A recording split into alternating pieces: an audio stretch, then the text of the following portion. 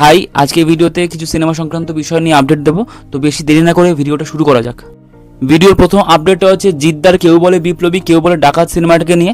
তো কালকে অরিত্রস জ্ঞানের অরিত্রর প্রোফাইলে, যেহেতু অরিত্র আমারই আছে তাই অরিত্রই বলছি, তো অরিত্রর প্রোফাইলে কালকে একটা ছবি পোস্ট করা হয় যেখানে অরিত্রর সঙ্গে সঙ্গে ডিরেক্টর পথিকৃৎ বসু, তার সঙ্গে সাউথের বিখ্যাত অ্যাকশন মাস্টার বা অ্যাকশন ডিরেক্টর স্টান সিভাকে দেখতে পাওয়া যায়। একটা রেকির কাজ হচ্ছে এরকম একটা ছবি পোস্ট করা হয়।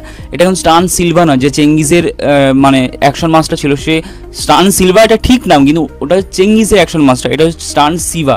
তো ইনি মানে গজনি খ্যাত, গজনি, আখান্ডা, জেলার এই ধরনের ফিল্মের অ্যাকশন মাস্টার ছিলেন। তো যাই হোক, ওনাকে রেকির কাজে একসঙ্গে দেখা যায়।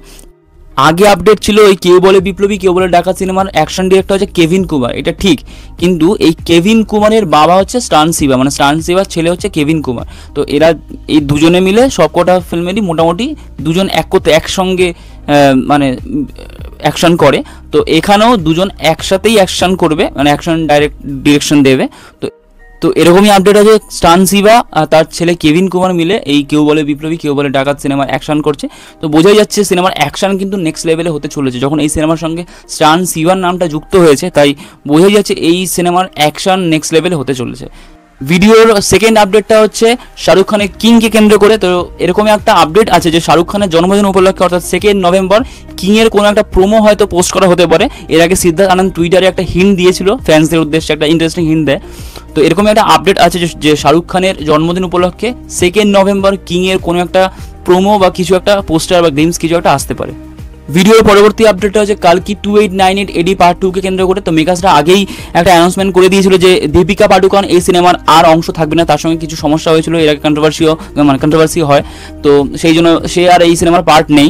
তো রিসেন্ট আপডেট আছে যে আলিয়া ভাটকে মেকার্সরা এই দীপিকা পাডুকোনের রোলটার জন্য অ্যাপ্রোচ করেছে। আলিয়া ভাট করবে কি করবে না এটা এখনও শিওর হয়নি, যদি রাজি হয় বা করে তো প্রভাস আর আলিয়ার প্রথম যুগলবন্দি দেখা যাবে। ভিডিওর পরবর্তী আপডেটটা প্রভাসকে নিয়ে। তো 23 অক্টোবর প্রভাসের জন্মদিন উপলক্ষে প্রভাসের যে আপকামিং সিনেমা স্পিরিটের মেকার্সরা কিছু একটা পোস্টার বা গ্লিমস বা কিছু একটা টিজার হয়তো আনতে চলেছে। টিজার তো হবে না, পোস্টার বা কিছু গ্লিমস হয়তো আনতে চলেছে, এরকমই আপডেট আছে। কারণ নভেম্বর বা ডিসেম্বর থেকে স্পিরিটের শুটিং শুরু হতে চলেছে, এরকমই আপডেট আছে। তো তার আগে তারা মানে অক্টোবরে কিছু একটা গ্লিমস বা কিছু পোস্টার হয়তো আনতে পারে। ভিডিওর পরবর্তী আপডেটটা হচ্ছে ঋত্বিক রোশনকে কেন্দ্র করে। তো হোমবালে ফিল্মসের সঙ্গে ঋত্বিকের পরবর্তী সিনেমা আসছে, ঋত্বিক নিজেই সেটা অ্যানাউন্স করে জানিয়ে দিয়েছিল। এখন আপডেট উঠে আসছে যে ঋষভ শেট্টি হয়তো এই সিনেমার ডিরেকশন পদে বা ডিরেক্টর পদে থাকতে চলেছে।